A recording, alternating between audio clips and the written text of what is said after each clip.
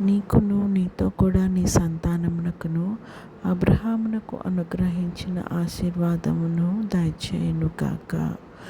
ఆదికాండము 28:4.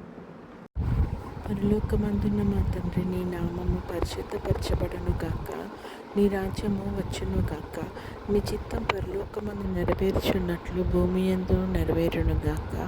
మా అనుదిన ఆహారం నేడు మాకు దయచేయము. ఇతరులు మా ఎడల చేసిన అపరాధములను మేము క్షమించిన ప్రకారము మా అపరాధములను క్షమించుము.